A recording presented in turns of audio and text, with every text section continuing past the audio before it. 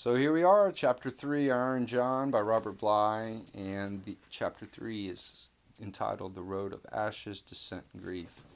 And Robert Bly spends a large part of Chapter 3 detailing two main characteristics of the modern male, and that is the first one is the naive male. This is the person who is overprotected as a child, as an adolescent, ill prepared for the confrontations and the complexities of society as an adult, and I guess cries out for privilege and rights, and doesn't speak of responsibility. And I think each of us can identify with individuals that might act that way.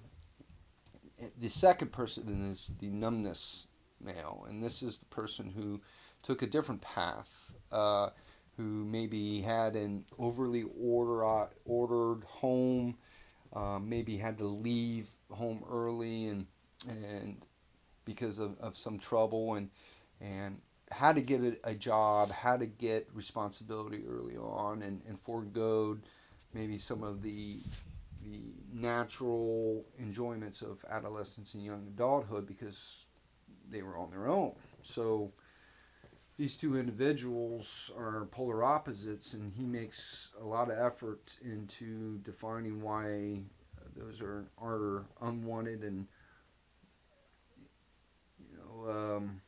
how would you say it, unwanted and suboptimal attributes as an individual in today's society. But again, I think Iron John is a deeper story than that. It's a story of stories. You can take 100 stories over time there were told from generation to generation, and those kind of melded together and distilled into the most essential facts of lessons to be passed on. And so that's what these stories are. And so I don't necessarily want to just, I don't disagree with what Robert Bly says, but I think the story's deeper than that. And so what I think I want to talk about here is that the boy prince had to make a decision.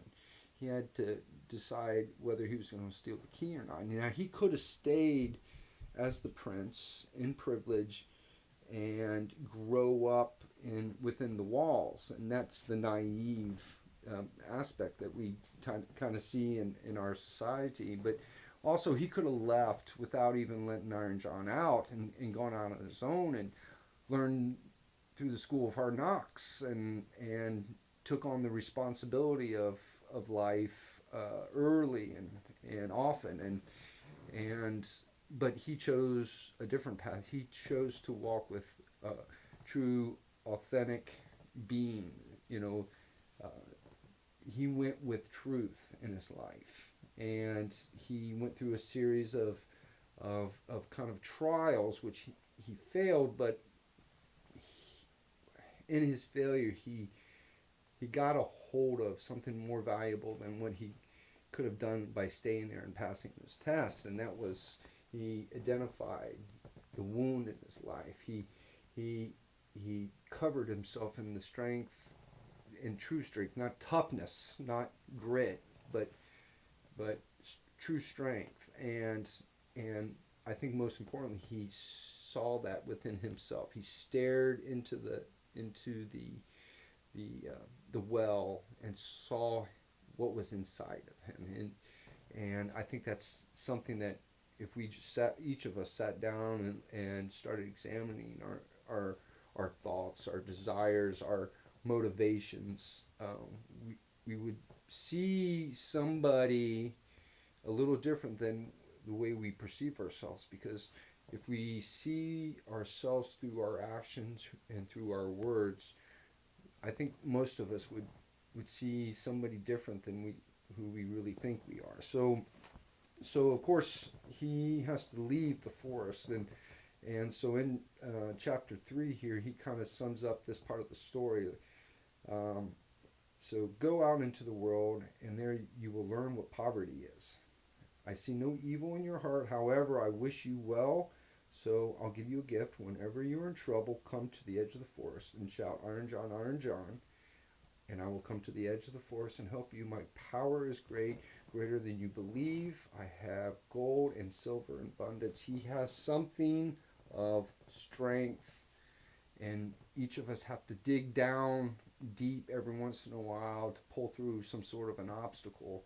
Maybe it's a challenge in life that we have to summon the the the truth of masculinity. Not toughness. It's in, it's it's an endurance beyond words. So he continues on. Then the king's son left the forest, and he walked by beaten and unbeaten paths, ever onwards until at length he reached the great city. So, I think this is pretty easy to take a look at. He's going to take certain paths, do job interviews. He's going to have relationships, and then sometimes he's going to do things completely outside the ordinary. And so that's pretty easy to sum up there. And then he looked for work and could not find none. And he learnt nothing by which he could help himself. At length, he went to the palace. This is a different palace. And asked if they would take him in. The people of the court did not know what they could make of him, but they liked him. They told him to stay. At length, the cook took him into service that he might carry wood, water, and rake the cinders together. So he's in poverty, right? He's making his way through the world, but he's doing it the hard way, right? And think of it like this: how many of us have gone out into the world as young men and just started doing the grind, right? And thinking, oh, okay, well, I need to get a car, or I need to get a newer car, I need to get a house, I need to get married or have a girlfriend, I need to have children. Setting goals for yourself, which in itself isn't bad, but you get into this mindset of automatic mode. You're running a program without a conscious being, and you get so exhausted, you go home and watch TV and just phase out of the world, and you do that for a long period of time until you come up to a point in your life you're like, okay, so I've got the things that I wanted and I'm not satisfied. I thought I would be getting high fives and that type of thing, and it's not happening. And so by laboring with the cook, he's doing exactly that. He's getting the essentials. In the end, he's raking the coals of the fire, and that's the ashes and stuff. And that's the end when you realize, there's nothing there. It's all waste, burnt waste even. It's not even, it isn't even firewood. It's burnt firewood. And so to close chapter 3 up, the point of the story at this point is that you can claim your strength, right? You can recognize your wound. You start looking in yourself, but again, your motivations, your drives, why are you doing that?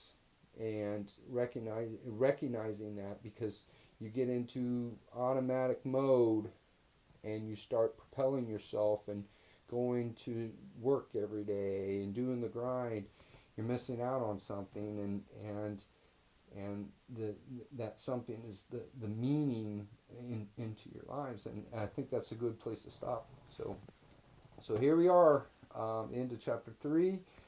Don't forget, a week from today is March 18th. That is the men's meetup. Look at My Rules for Life website for all the details.